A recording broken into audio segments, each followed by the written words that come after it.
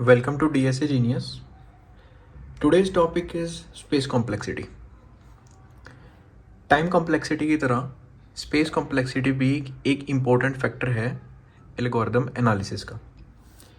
Time complexity में जैसे हमने टाइम को मेजर किया कि एक एल्गोरिदम को रन होने में इतना टाइम लग रहा है, सिमिलरली हमें स्पेस भी एनालाइज करना बहुत ज़रूरी है कि एक एल्गोरिदम को जितना टाइम उसने रन होने में लिया उस टाइम में उसने कितना स्पेस कंज्यूम किया या उसको कितना स्पेस रिक्वायर था, ताकि आप एक आइडिया लगा सकते हैं कि आपका जो एल्गोरिदम है वो किन डिवाइसेस के लिए परफेक्ट रन करेगा, और आपको अगर उसको ऑप्टिमाइज़ करना पड़ा तो आपको कितना स्पेस आप कम कर सकते हैं या कितना टाइम उसका ज़्यादा बढ़ा सकते हैं, कहाँ आपका बैलेंस हो सकता है। That's why space complexity is as important as time complexity.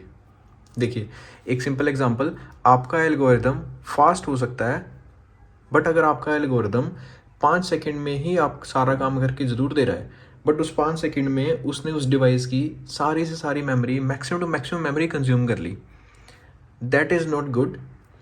एक रियल लाइफ एग्जांपल आप सब ने फील किया होगा, पहले के टाइम पे जो एंड्रॉयड डिवाइसेस आते थे उसमें किसी में 1 GB रैम होती थी, किसी में 2 GB, किसी में 4 GB। आज के डिवाइसेस में 8 GB 16 GB आम बात है, बट उस टाइम पे आपने देखा होगा कि कुछ 1 GB वाले जो डिवाइसेस होते थे उसमें कुछ एक सॉफ्टवेयर क्रैश करते थे और फ़ोन हैंग हो जाते थे। दैट वाज बिकॉज कि उनमें चलने वाले जो सॉफ्टवेयर थे वो फास्ट तो थे, बट उनको जितना स्पेस रिक्वायर्ड था रन होने के लिए, जितनी मेमोरी रिक्वायर्ड थी, वो उन फोन्स में सफिशिएंट नहीं थी, उन डिवाइसेस में सफिशिएंट नहीं थी। लाइक P4 प्रोसेसर आते थे पहले, या P2 P3 P4 प्रोसेसर जो पहले आते थे, वो आज के जो i7 और i9 प्रोसेसर हैं उनके कंपैरिजन में स्लो चलते थे, बिकॉज क्योंकि उस टाइम पे जो उनमें रैम या कुछ भी आप जितना मर्जी इंक्रीज कर लो, वो प्रोसेसर फिर भी स्लो काम करते थे।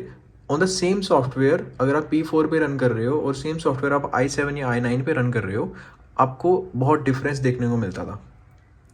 दैट वाज बिकॉज कि अगर आपका एल्गोरिदम कोई भी सॉफ्टवेयर प्रॉपरली एनालाइज्ड होगा कि उसको स्पेस और टाइम कितना आपने देना है, किस कॉम्प्लेक्सिटी में उसको बनाना है, किस कॉम्प्लेक्सिटी में रखना है, ताकि हर डिवाइस के ऊपर वो एटलीस्ट रन हो पाए। थोड़ा स्लो चलेगा, थोड़ा लैगी चलेगा, बट चलेगा। ऐसा नहीं होगा कि फास्ट बना दिया बट मेमोरी वो इतनी कंज्यूम करने लगा कि छोटे डिवाइसेस उसको कंज्यूम ही नहीं कर पा रहे, right. That's where come space complexity. तो स्पेस कॉम्प्लेक्सिटी को भी हम 3 मेजर कॉम्प्लेक्सिटीज में डिस्कस करेंगे, just like time complexity. First one is constant, which is big O of 1. Second is linear, which is big O of n. Third is quadratic, which is big O of n square. इसको आप exponential भी बोल सकते हो, क्योंकि इसमें जो growth होती है वो एक्सपोनेंशियल होती है। आई होप स्पेलिंग मेरी सही है, एक्सपोनेंशियल। इन 3 कॉम्प्लेक्सिटीज़ को हम डिस्कस करेंगे one by one with example. जो एग्जांपल हमने टाइम कॉम्प्लेक्सिटी, जिसने टाइम कॉम्प्लेक्सिटी वीडियो नहीं देखी, प्लीज़ टाइम कॉम्प्लेक्सिटी वीडियो ज़रूर देखिए, क्योंकि स्पेस कॉम्प्लेक्सिटी समझने से पहले आपको टाइम कॉम्प्लेक्सिटी समझना ज़रूरी होगा। आप रिलेट कर पाएंगे दोनों टॉपिक्स को विद एल्गोरिदम एनालिसिस, क्योंकि यही 2 मेजर फैक्टर हैं किसी भी एल्गोरिदम को एनालाइज करने के, टाइम एंड स्पेस। कांस्टेंट के साथ स्टार्ट करते हैं। कांस्टेंट का एक एग्जांपल मैं आपको बताता हूँ कि like you have an array of names. पहला नाम उसमें आपका जो है अमित, सेम टाइम कॉम्प्लेक्सिटी वाला एग्जांपल ले रहे हैं, अमित, एंड आपके पास बाकी मल्टीपल नाम हैं, राइट। अब आपका एक फंक्शन है यहाँ पे, दैट इज गेट नेम। अब ये गेट नेम आपको नेम रिटर्न करके देगा ऑन अ स्पेसिफिक इंडेक्स। मान लेते हैं कि आपको इसमें इंडेक्स पास करना है और उस इंडेक्स पे जो भी नेम होगा वो आपको आउटपुट में आएगा। ये आपका एल्गोरिदम है, ये आपकी प्रॉब्लम स्टेटमेंट है। आपको आंसर पे ले जाने से पहले मैं एक चीज़ क्लियर करता हूँ कि जो स्पेस कॉम्प्लेक्सिटी में हम स्पेस को डिवाइड करते हैं वो बेसिकली 2 तरीके से डिवाइड करते हैं। First one is auxiliary, second one is output. Now what is the difference between these two?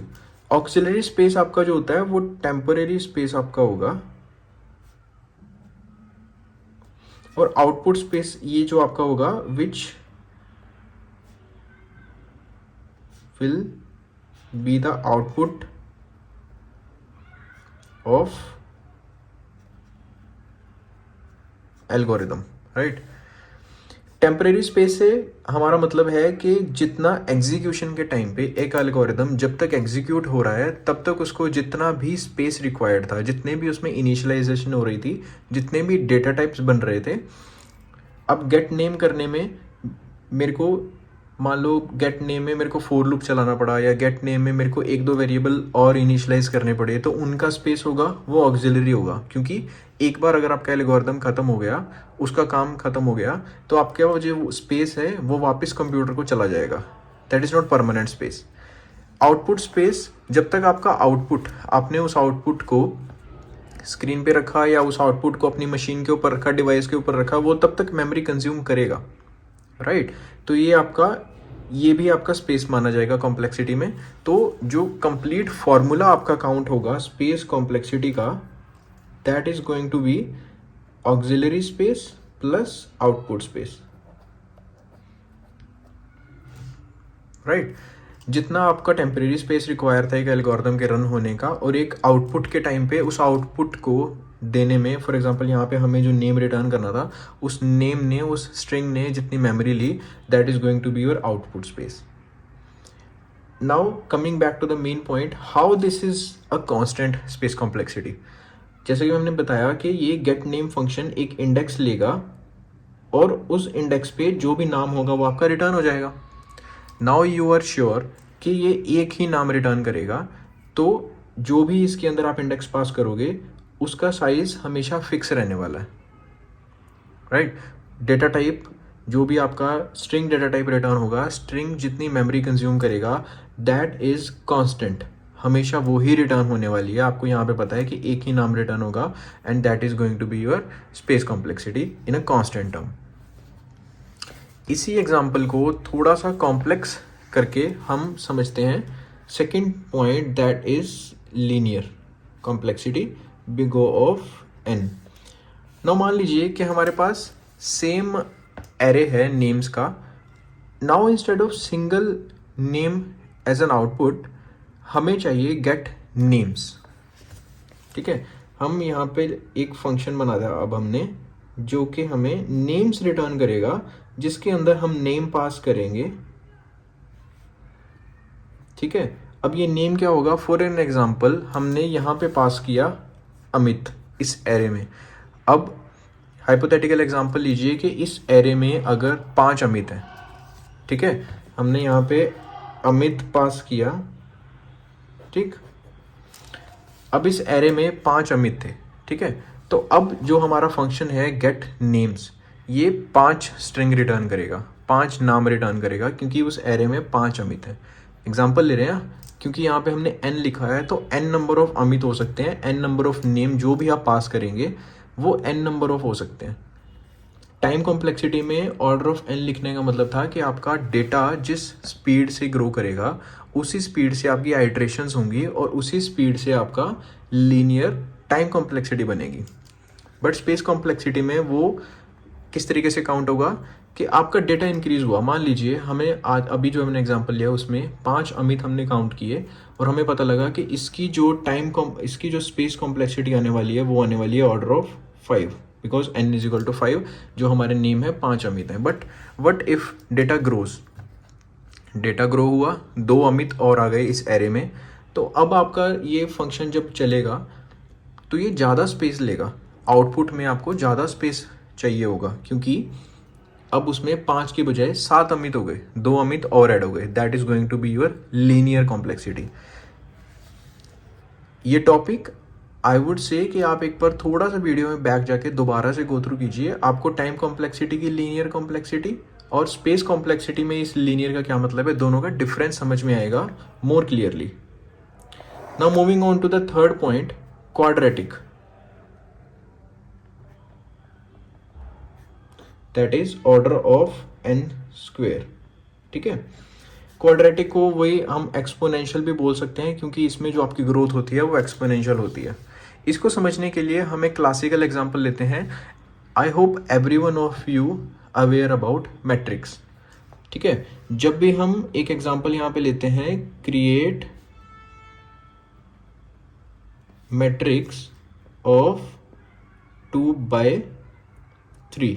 ठीक है, अब हमने यहाँ पे एग्जांपल में लिया कि 2/3 की एक मैट्रिक्स जब भी हम बनाएंगे तो उसकी जो कॉम्प्लेक्सिटी होगी, space complexity, that is going to be quadratic. वो कैसे? ये आपका होता है रो, ये आपका होता है कॉलम।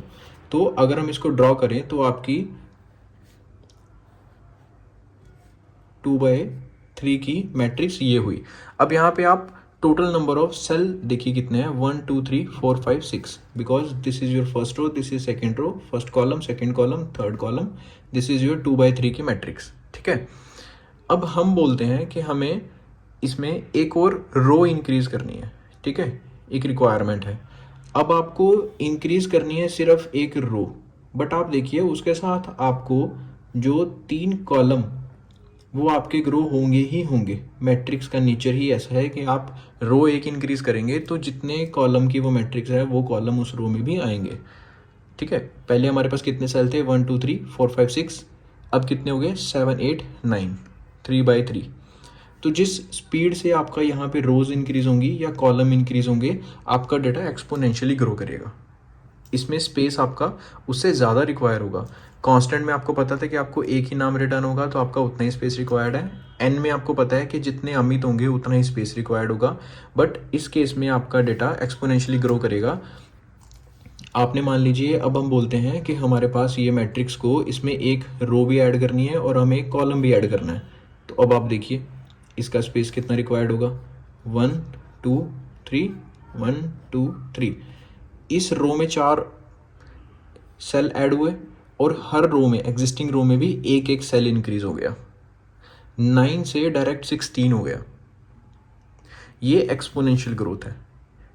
मैट्रिक्स के क्वेश्चंस हम आगे आने वाली वीडियोस में सॉल्व करेंगे, वहाँ पे आपको ज़्यादा क्लियरली डिफाइन होगा। जैसे कि हम किसी मैट्रिक्स का सम हमें निकालना है तो उसको कैसे करते हैं, उस टाइम पे हम टाइम कॉम्प्लेक्सिटी या स्पेस कॉम्प्लेक्सिटी कैसे जज करेंगे। बट अभी के लिए for the basic understanding, this was than example कि मैट्रिक्स जैसे एक्सपोनेंशियली ग्रो हो रही है, सिमिलरली आपका स्पेस भी उसी हिसाब से ग्रो हो रहा है। ठीक है, आई होप आपको ये 3 मेजर कॉम्प्लेक्सिटीज जो हम डिस्कस कर रहे हैं, कांस्टेंट, लीनियर और क्वाड्रेटिक और एक्सपोनेंशियल, ये आपको समझ में आई। इन केस आपका कोई भी डाउट है, डू मेंशन इन कमेंट्स, हम उनको डिस्कस करेंगे। S DSA S career.